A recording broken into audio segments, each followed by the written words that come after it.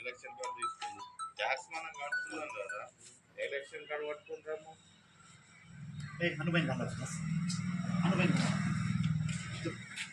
నిన్నటి రోజున మాజీ ఎమ్మెల్యే ఏనుగు రవీందర్ రెడ్డి గారు పూలిపూర్ రావడం జరిగింది. వచ్చి ఏ విధంగా మీరు డిక్లేర్ చేస్తారు క్యాండిడేట్కు? అక్కడ ఉన్న లోకల్లో ఉన్న మనుషుల గారు చెప్పిండ్రా? మీ ఇష్టాల ప్రకారంగా ఇక్కడికి వచ్చేసి పూలిపూర్కి వచ్చేసి అది డిసైడ్ చేయడానికి మీరు ఎవరు?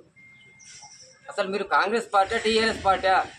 ఇదే బోయి లక్ష్మణ్ అనే వ్యక్తి ఇంతకుముందు టీఆర్ఎస్లో పని చేసిండు, బీజేపీలో పని చేసిండు, ఇప్పుడేమో కాంగ్రెస్ అభ్యర్థి సీనియర్ అంటున్నారు. మీకు ఏం తెలుసండి వర్ణి మండలం గురించి? ఇంకా గౌరవం ఉంచుకోండి. ఇక్కడేమో మీ నాయకులు కొంతమంది టీఆర్ఎస్తో కుమ్మక్కై కొన్ని పంచాయతీలల్లా టీఆర్ఎస్తో కుమ్మక్కై పని చేస్తున్నారు. ఫస్ట్ అది తెలుసుకోండి. మీరు తెలుసుకోకుండా మీరు మా వర్ణి మండల్లో మా పెద్ద మందికి అడిగని మీరు ఎట్లా డిసైడ్ చేస్తారు? మీరు ఇది పద్ధతి కాదు, తెలుసుకోండి. మీ మనుషులు కూడా కొంతమంది టీఆర్ఎస్తో కుమ్మక్కయ్యారు. ఎట్లా కానీ కాంగ్రెస్ పార్టీకి ఓడకూడదామని ఇది పద్ధతి కాదు. పోచారం శ్రీనివాసరెడ్డి గారు, బాలాజన గారు కూర్చొని 8 సర్పంచులు ఏకగ్రీవం చేశారండి. మీరు చేయండి, ఒక 2-3 చేయండి. మీరు ఒక 2-3 చేయండి వర్ణి మండలికి వచ్చి. దాంట్లో మీకు పాల్పంచడం కానీ మీరు వచ్చేసేసి మీ ఇష్టం ఉన్నట్టు డిక్లేర్ చేస్తే ఎట్లా? ఇది పద్ధతి కాదు. ఏనుగు రవీంద్ర రెడ్డి గారు ఒక ఎయిమ్స్ చైర్మన్ ఉన్నా, వర్ణి మండలి అధ్యక్షులు ఉన్నా నాకు కూడా ఇంటిమేషన్ ఇవ్వకుండా మేము ఇది అధిష్టానానికి తీసుకెళ్తాం. ఇది మీరు ఎట్లా ప్రకటించారు? మీరు ఇంకొకసారి ఇటువంటివి చేస్తే బాగుండదని హెచ్చరిస్తూ వర్ణి మండలి నుంచి హెచ్చరిస్తున్నారు. కాంగ్రెస్ పార్టీ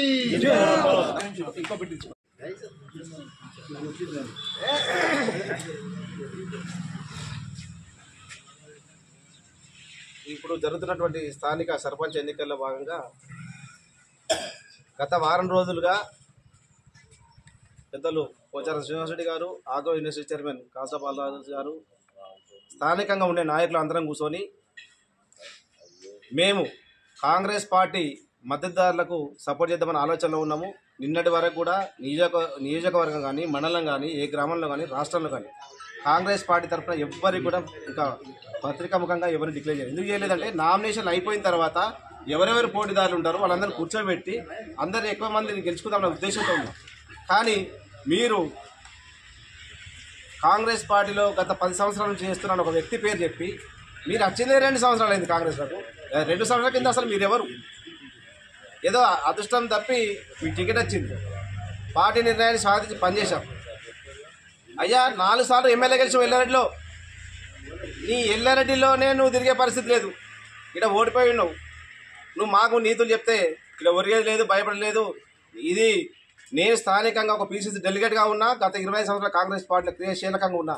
నా సొంత గ్రామానికి వచ్చి కనీసం చెప్పకుండా, మాకు ఇన్ఫర్మేషన్ ఇవ్వకుండా నువ్వు డిక్లేర్ చేయడము, దీనికి నువ్వు నాకు భయపడే నా గ్రామానికి వచ్చినట్టు ఉంది.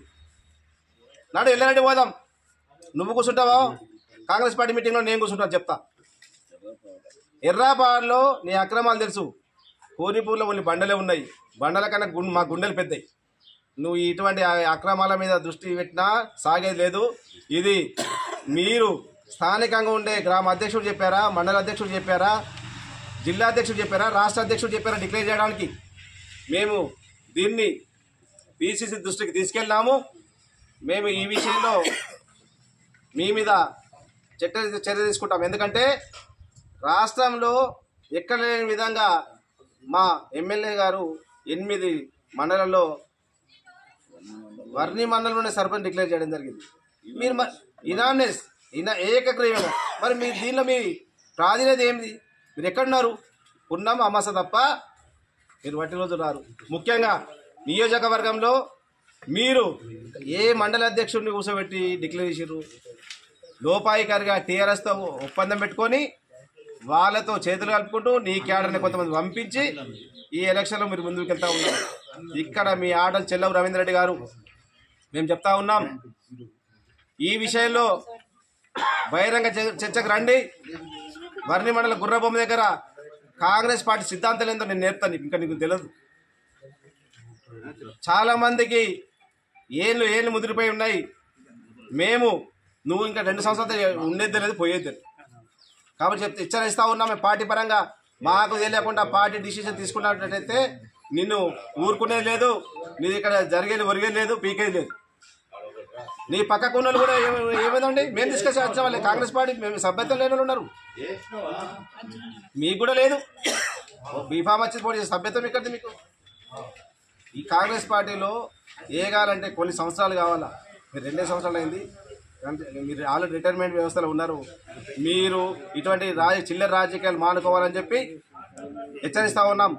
ఈ సంవత్సర కాలంలో మా స్థానిక పెద్దలు ఎమ్మెల్యే గారు పోచారం శ్రీనివాసరెడ్డి గారిని, ఎంపీ గారిని, బాలాజీ గారి సహకారంతో 70 లక్షల నిధులు కూలిపురు తేవడం జరిగింది. నువ్వు ఓడిపోయిన తర్వాత అధికారం పార్టీకి వచ్చింది కదా, ఒక 70 రూపాయలు నిధులు ఇచ్చావా అని అడుగుతా ఉన్నా. నీకు ఇది హెచ్చరిస్తా ఉన్నా. నువ్వు పార్టీ పరంగా కానీ ఏదైనా మాట్లాడాలనుకుంటే బహిరంగ చర్చకు వర్రీల గుర్రబొమ్మ దగ్గర కాంగ్రెస్ పార్టీ అంటే ఏందో నువ్వు చెప్పు, నేను చెప్తా. కాంగ్రెస్ పార్టీ సిద్ధాంతాలు ఏందో నేను చెప్తాను. ఇటువంటి చిల్లర రాజకీయాలు మానుకోవాలని హెచ్చరిస్తా ఉన్నా.